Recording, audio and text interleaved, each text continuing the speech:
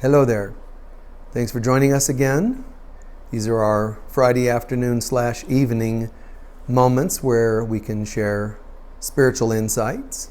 So I tend to tune in and see what's happening at the time. Sometimes I get a little bit of a glimpse ahead of time, and other times it's really just, off the cuff in the moment. It kind of depends on what's happening in the world and, whatever else. The Friday afternoon things that I do tend to be a little bit more like insights or, things like that. It just depends on what's going on, So when I do Sunday services, those are more related to, like inspirational talks. So for this, it's a little bit different, So just so it's clear, it's a different vibe. It's a little more like connecting and almost like personal sharing, and sometimes answering questions and, so forth. I hope that's clear. It's just, I can't be more clear than that because it's so spontaneous, But the Sunday things that I do, Sunday services, those are more like sacred gatherings, and those are also a bit more related to just inspirational talks. So there's going to be kind of a theme throughout, obviously. And this, again, is like more personal about people's, lives. Instead of a bigger theme topic, it's a little more personal to people's lives. All right, so moving forward.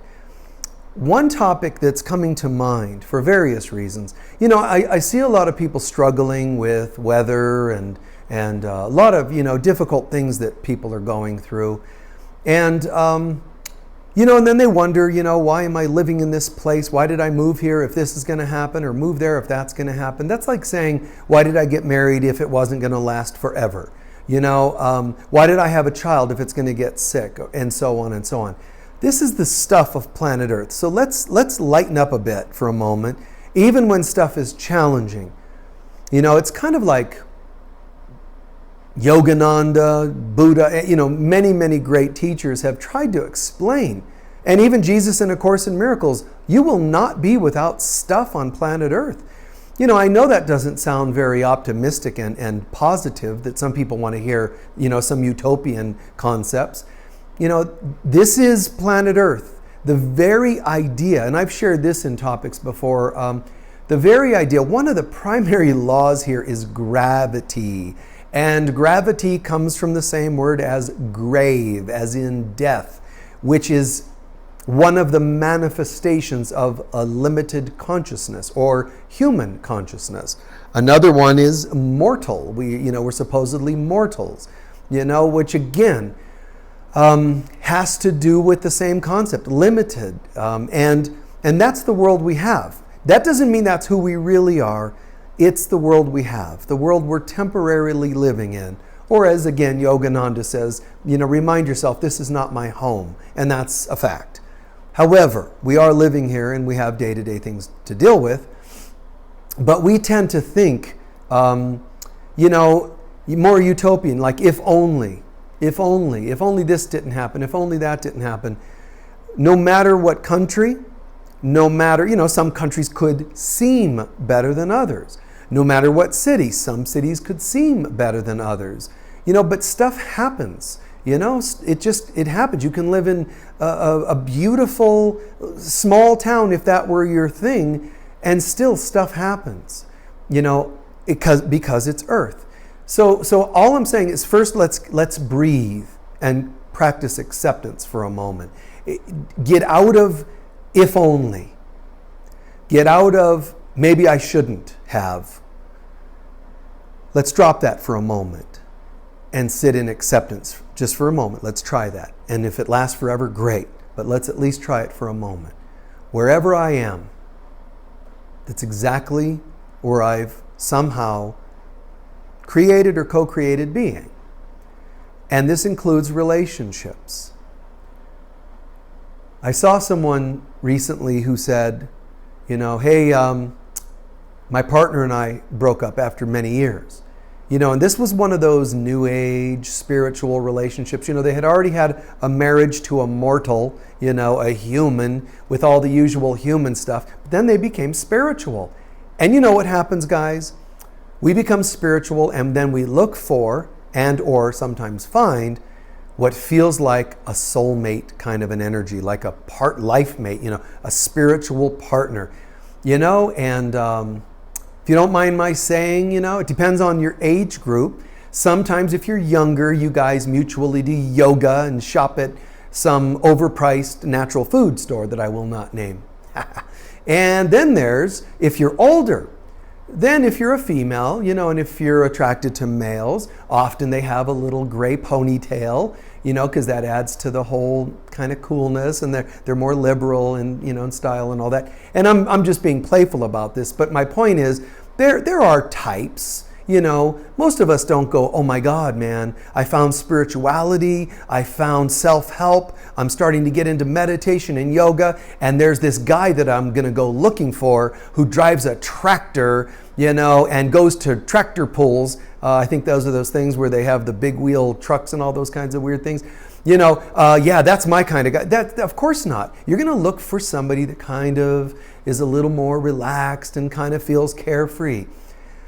And you're going to do the same thing anybody else does, even if they're dating tractor pull kinds of guys. It's the same no matter what circle you're in. What is the same is this.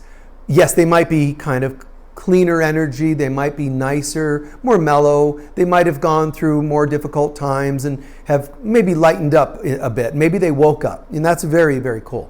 But what's the same, no matter where you go shopping for your partner, online, dance halls or wherever, here's what's the same. And this will not change while on earth in a three-dimensional material world.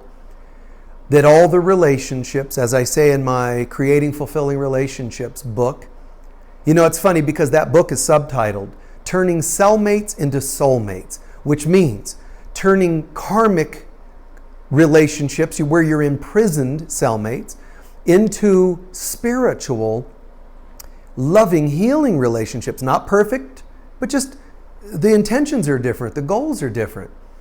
And so that's what I wrote about. And I have to say that because some people, God love them, they for some reason think that turning cellmates into soulmates means turning cell phone partnerships into spiritual. It's like, oh my God, I didn't see that coming when I wrote the dang thing.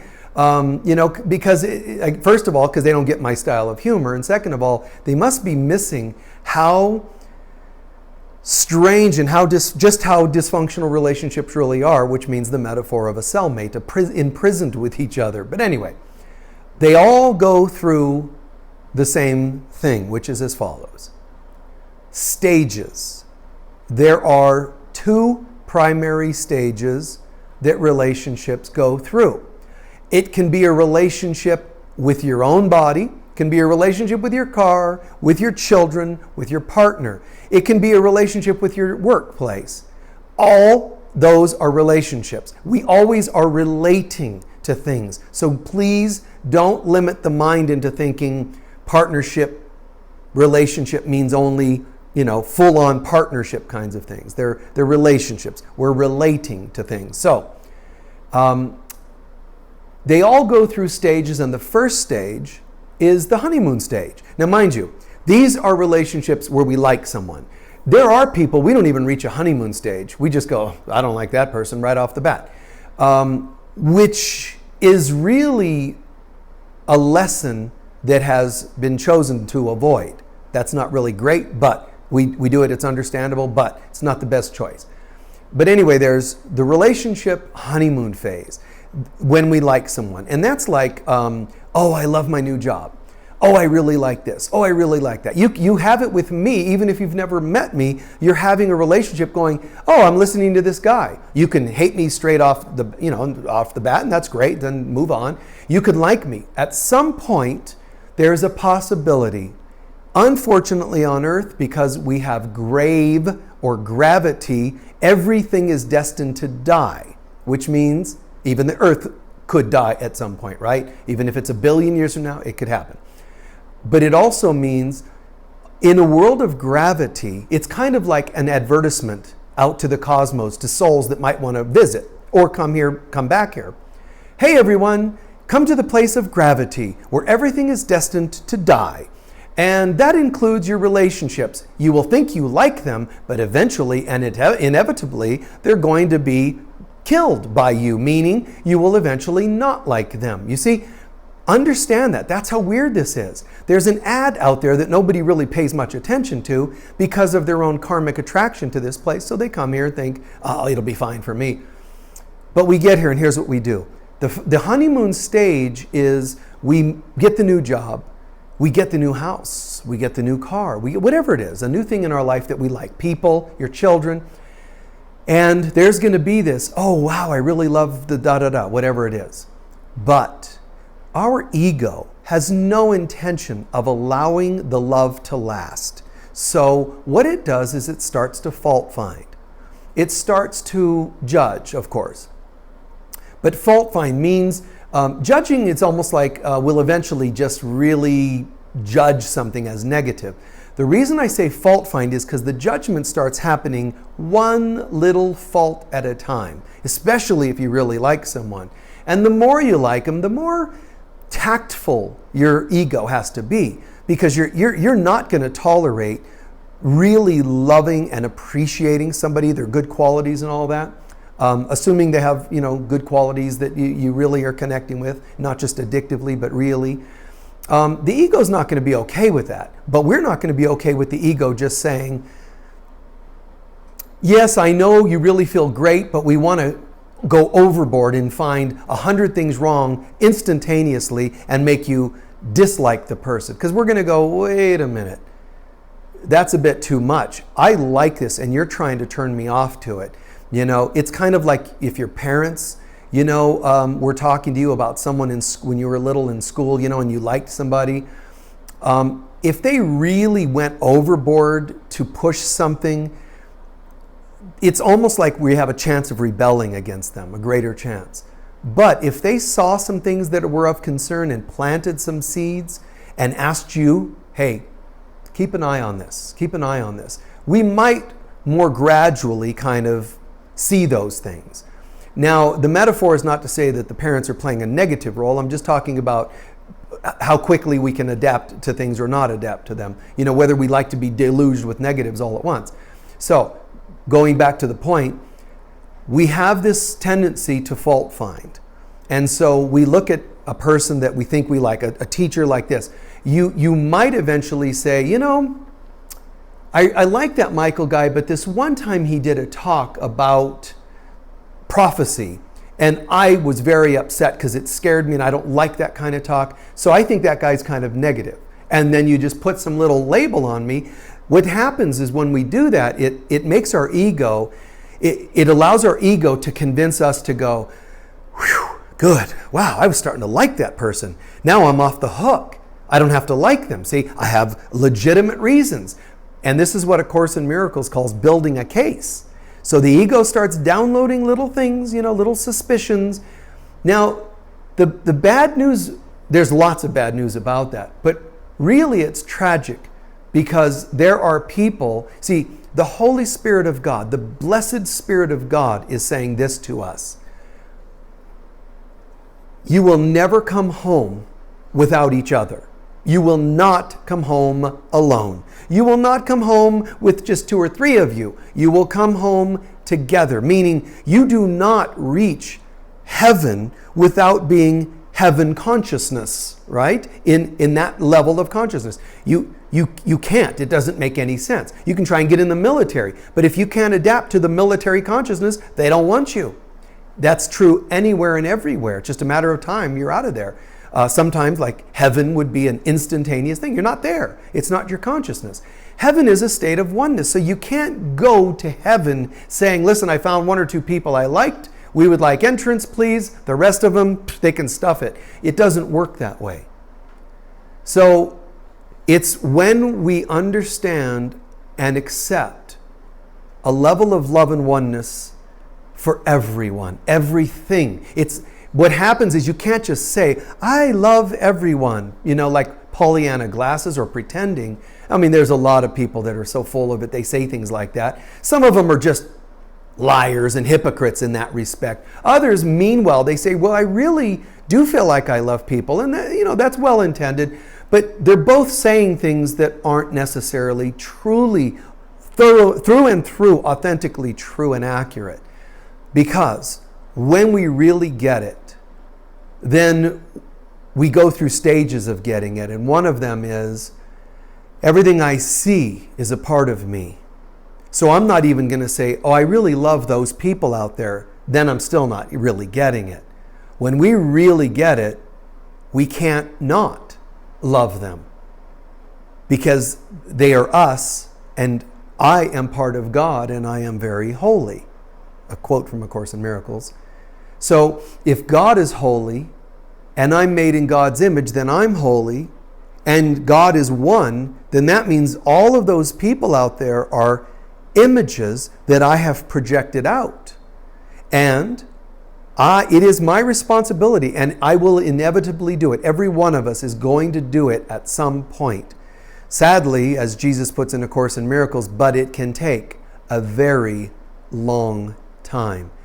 When I even hear him say that, there's a part of me that still cringes, because I'm like, oh, because if you get what I'm saying, there's sometimes just this feeling of, God, I would love for it to not take a very long time. I would love, and I think a lot of you would agree, we would love to see it just happen.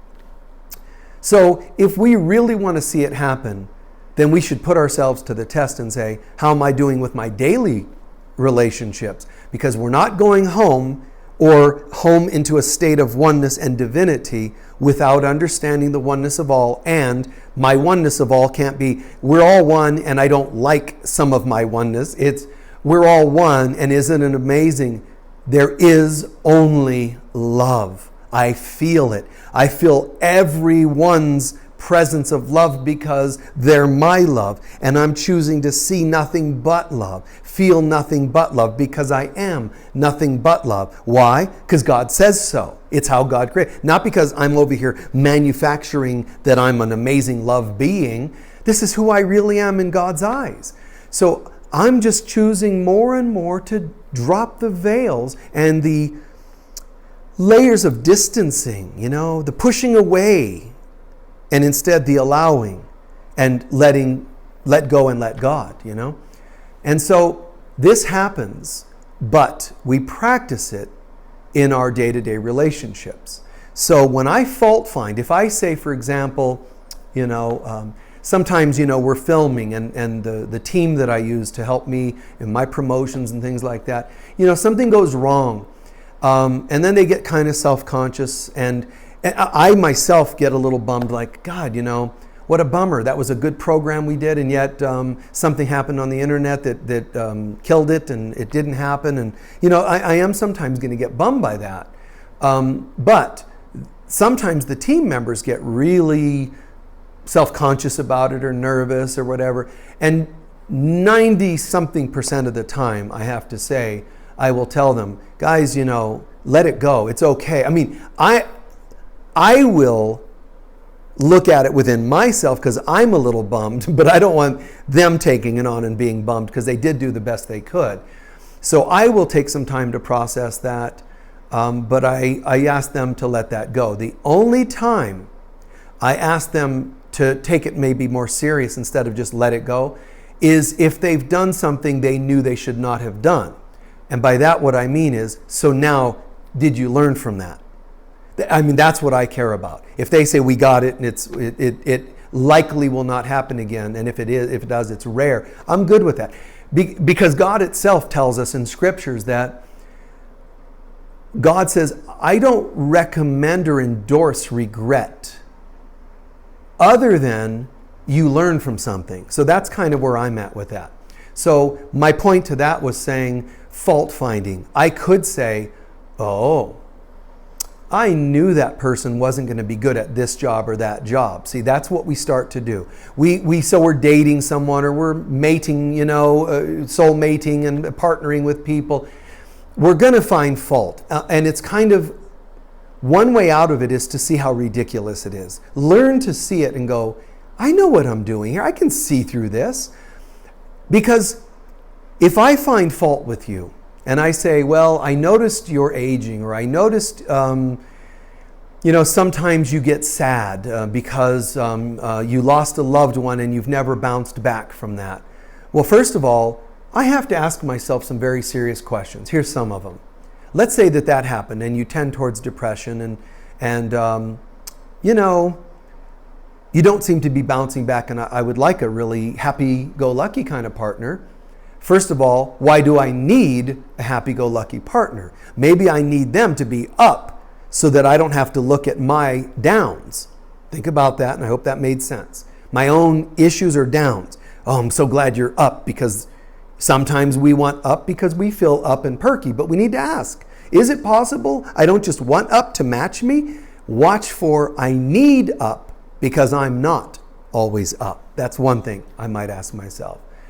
I might also ask myself and say, okay, why do I need this person to not, be bummed out? And then I should say to myself, well, wait, but this was there when I met them.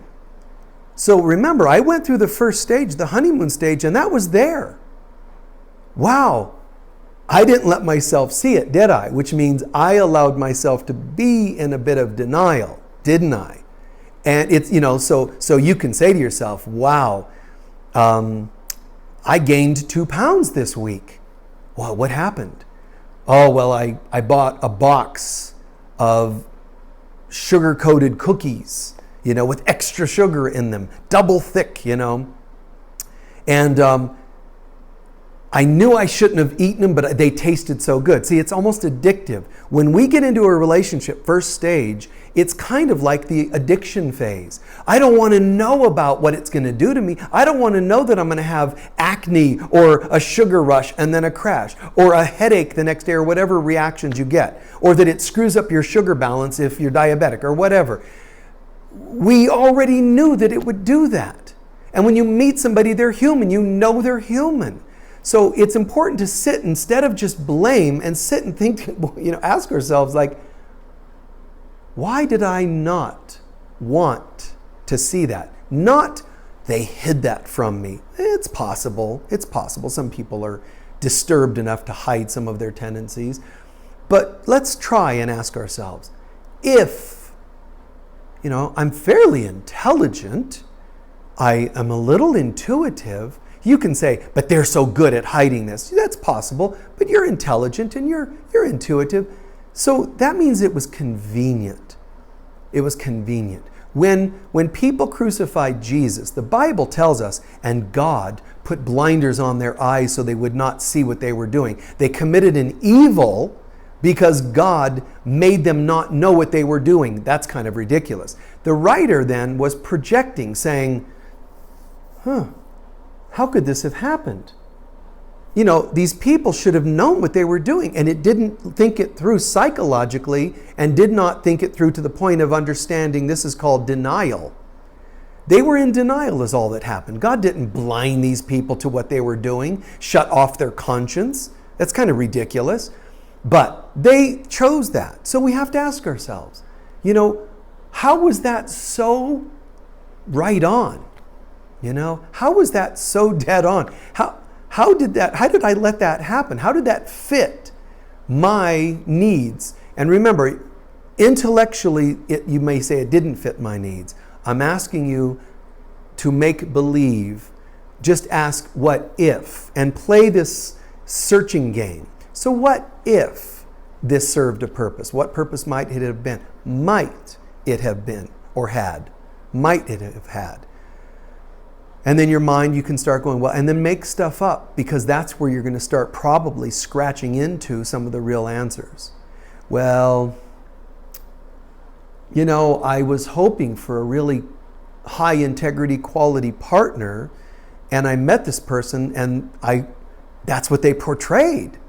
See, but there are things you missed, perhaps, like you first of all ask yourself, why you so much needed somebody of such high caliber. Well, my parents were really of high level integrity and wonderful, sweet people. And I wanted somebody like that, which means you want to marry your mother and father, which isn't the best thing, but the concepts are nice. I would like an honest, clear person. But what I need to do is say, I need to be that. And then I need to attract that. Not, well, let's see, I had that in my parents. I better replicate that in my partnership, or my parents are going to see my, failing, or I'm going to see my failing or whatever. So we now need to replicate it. That would be an example. Or we might say it's the opposite. My parents had no love, no integrity. I saw somebody that looked like they had it. I grabbed hold of that comet and I followed it, but found out that comet was not a comet. It was an asteroid and it was heading for Earth, So it was an accident waiting to happen. We have to take a more honest look. Understand that even if and when you have created what you thought was a really wonderful partnership, it may very well have been. Maybe it wasn't. Maybe it was out of addiction and brokenness. Because as I've said many times, there are karmic relationships and there are gifting relationships.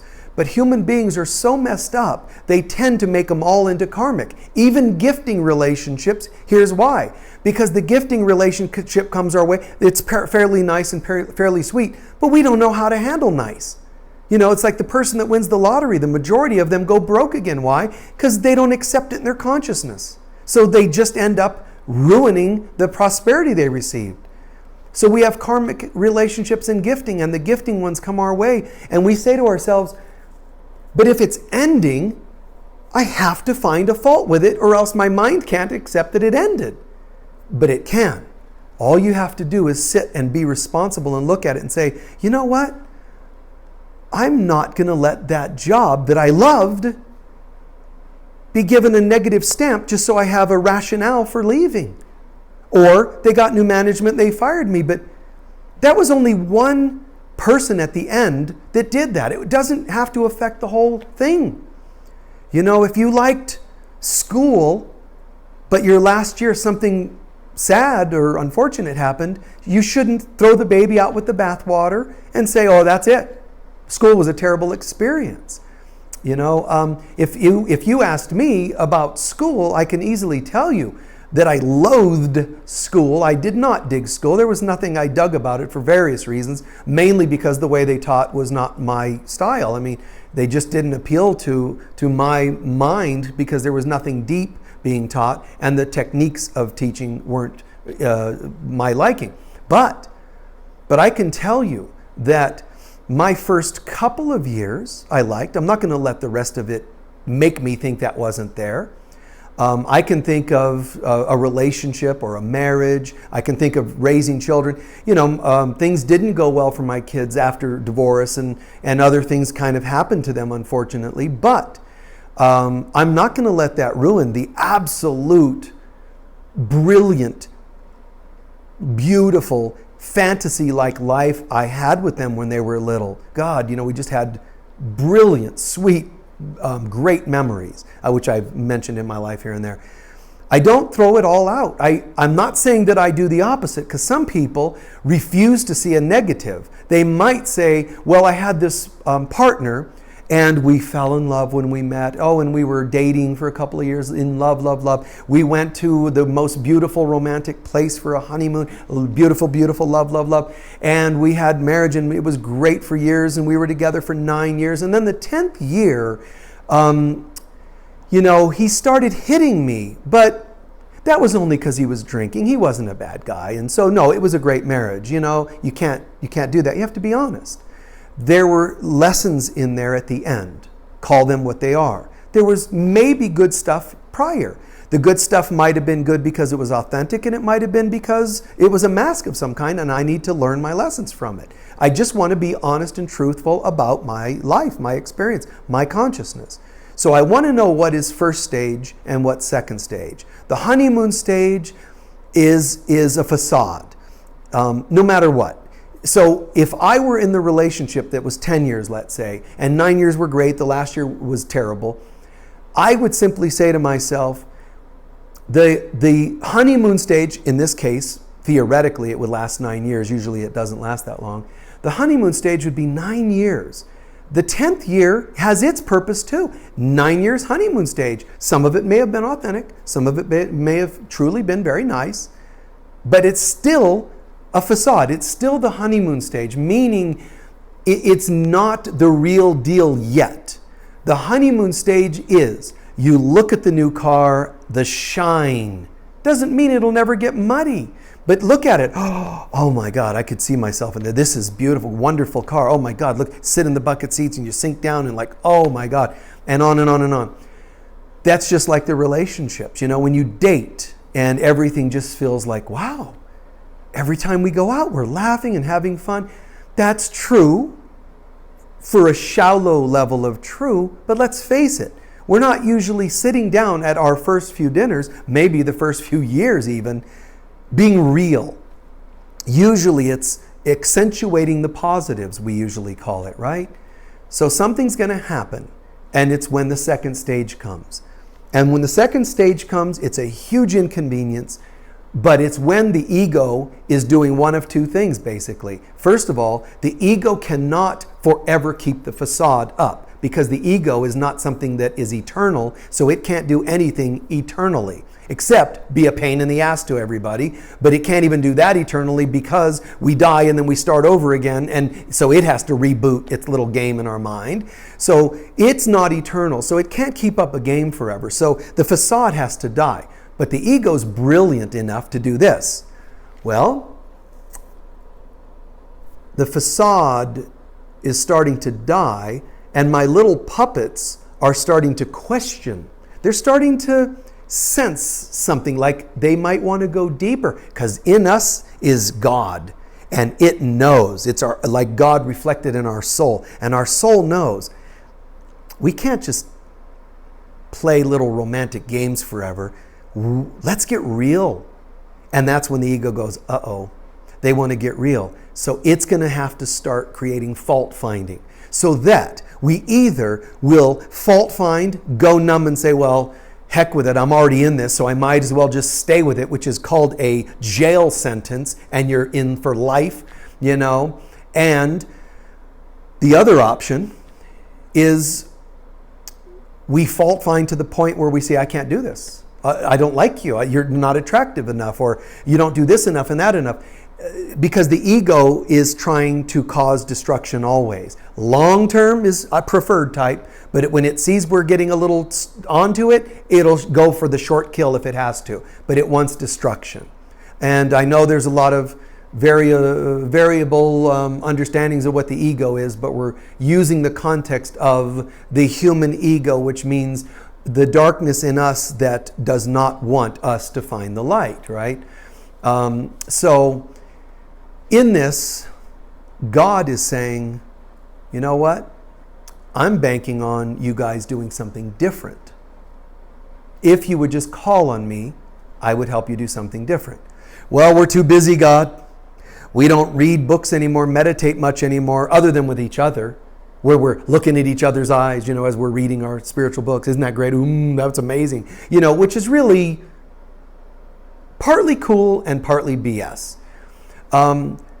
But we eventually don't do the spiritual stuff anymore, and we don't go to Unity of Sedona anymore because we have our little partnership, or we don't meditate as much because we got up and we went for a hike, or we got up and we were camping together, so we didn't really have time for meditation because we were camping and we just wanted to be with each other and all that. It's all bogus, it's just the ego hijacking us.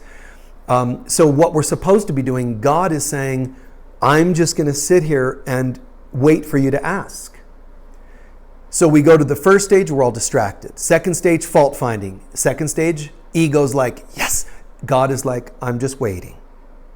And most relationships go numb, which is previous generations especially. They just stay together forever, hating each other without saying it.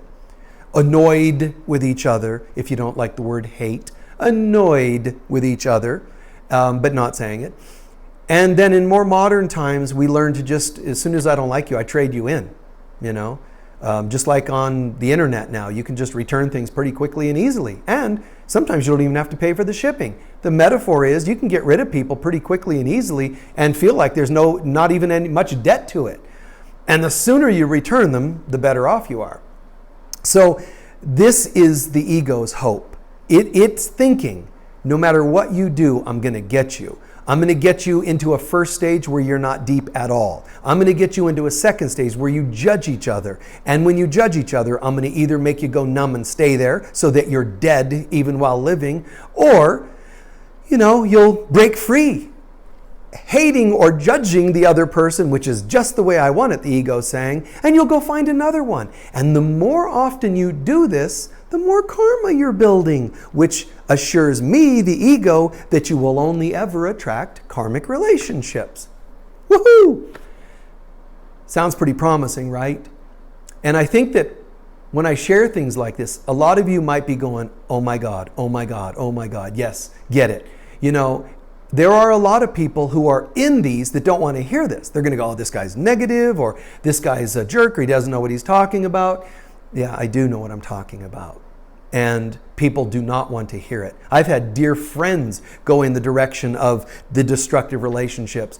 I called it. They didn't want to hear. And I don't blame them because, you know, sometimes we're just like, I don't want to hear that spiritual crap anymore. I just want to break. You know, let me just go have sex, or let me just have somebody tell me they love me, or let me just have somebody to snuggle with, you know, and yeah, they're upset that a year later it's dead, you know, but at least they can say, you know, at least I had it and I need something. And I get that.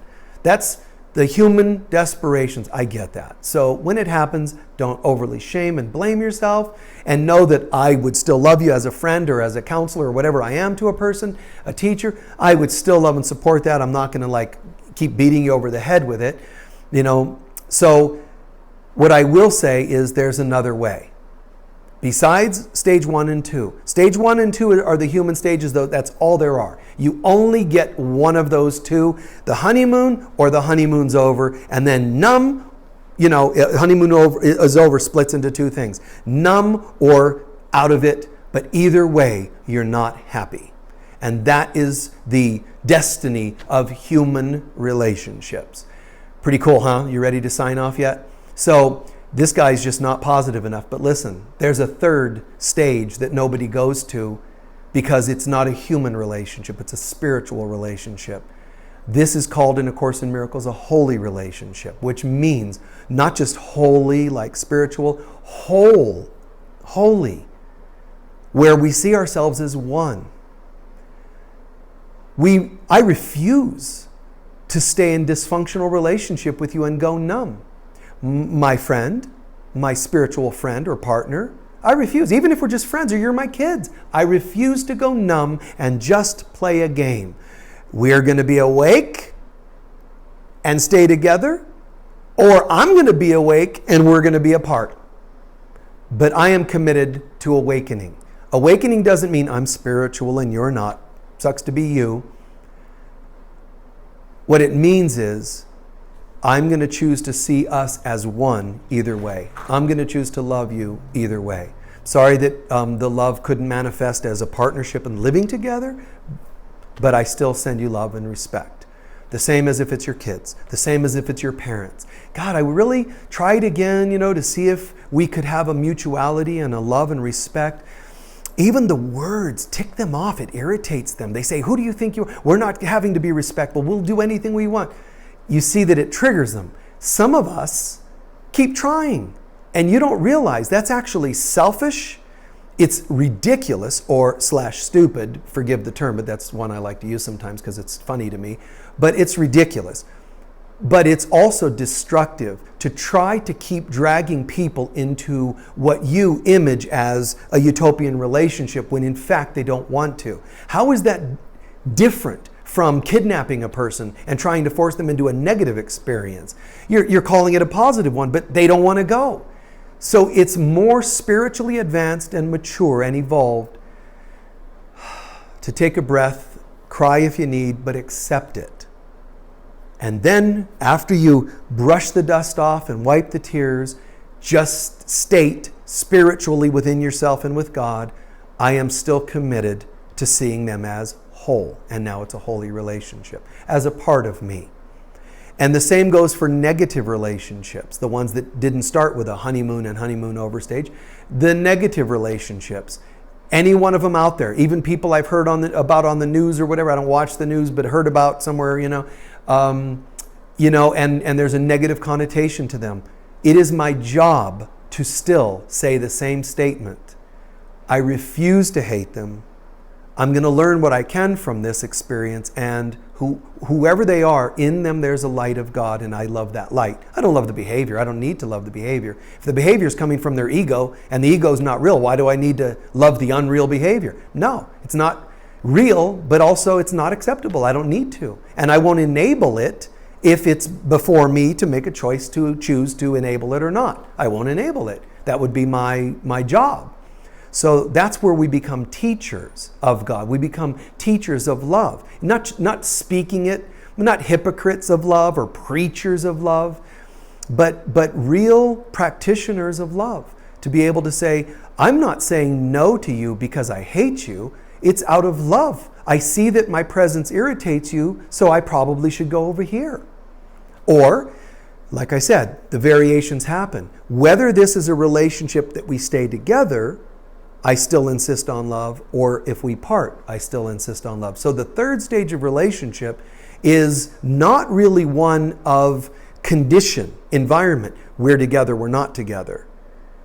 It's more of a state of mind, whether we're together or not. You know which one I'm going to do? The one where we can experience the most love. That's it. Not what I want. Well, I want you to snuggle. I want you to, so that I can grow old with somebody. No other reasons for it are allowed other than the one. This is the relationship form, the environment, the style, the structure. This is the form that we can experience the most love. And if there's a form where we can't, like I would like to be able to stay with you, live with you or whatever, but I don't feel like I can, I would still say you can part ways, but you can still say to yourself, if there's anything I missed, let me learn it now so that you don't have to recreate it. Because any remaining hatreds, resentments, blames, thoughts that you're better or lesser than them, anything like that at all, simply becomes a lesson that comes around again in another relationship.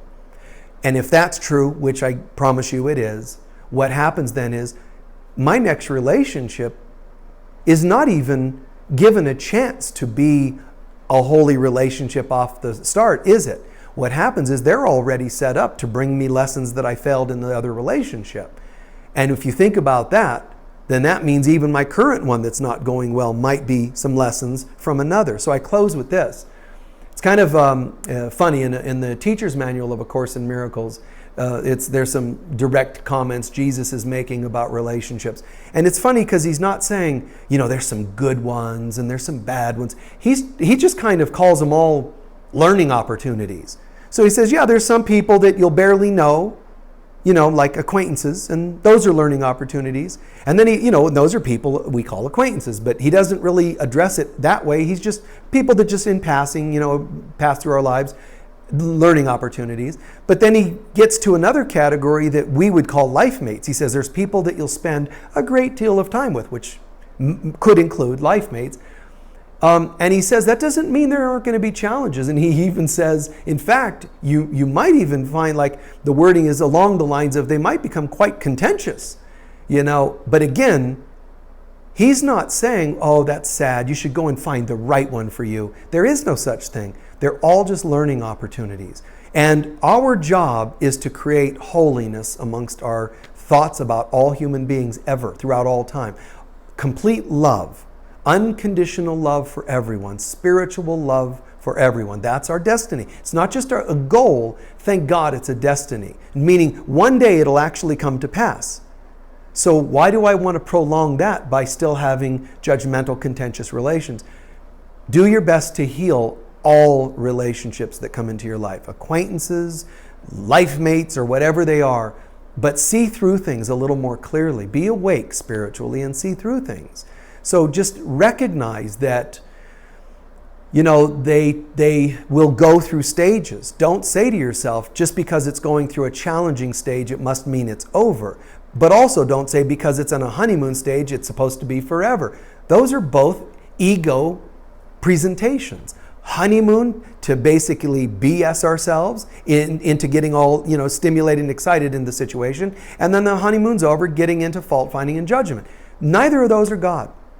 So we're going to go through those, but see them. See them and call them for what they are, and do your best to say, I'm going to create gifting relationships, and when I do, I'm not going to so easily get tempted to toss them out, because when I give thanks for them, because there are some good relations that reflect our progress, don't diss them or you throw away your progress. You see, the ego will trick you into doing that. Try not to give in so easily on those that have been earned. Instead, give thanks for them. And do your best to stay out of judgment with the others. It doesn't mean stay blind and remain in a hurtful situation, but do your best to see it and learn what you can from it. Where's this coming from? What are these lessons about? What are these buttons being pushed and where are they coming from? Ask. And then practice your best to forgive, but you can also then make your decision. I forgave, but I don't think I'm staying in this relationship. Especially if there's any kinds of dangers involved, especially. God would not want you to be in pain or in danger. Leave. God would want you to, if you're in danger of some kind or your children are in danger, leave. But God, even in that, would say, now that you're safely in a hotel, a women's shelter, or in your own house, a new life, I want you to sit and take some time to see what you can learn from it so we don't have to see you do that again. Okay? I pray this made good sense. All right? Thank you for listening. Thanks for letting me share these thoughts with you. And I certainly pray they make a difference in your lives. Be sure to communicate with each other and share some ideas and whatever made sense to you, so you guys can teach each other on this page that you're on currently. Remember, please join us Sundays, because we have our sacred services around 11 o'clock, a little after 11, I think is Arizona time. But join us if you can. And also keep in mind that we've got Wednesday night classes usually going all the time, or let me say about every other month, online courses. Right now we're doing the one on Christ consciousness, developing Christ consciousness. But, you might watch this 6 months from now and it would be another one. But just, consider joining us how you can, where you can, and supporting us in every way you can, just as we do our best to support you and support one another, okay? Peace be with you, and please apply this in as many areas of your life as possible. Thanks. Bye-bye.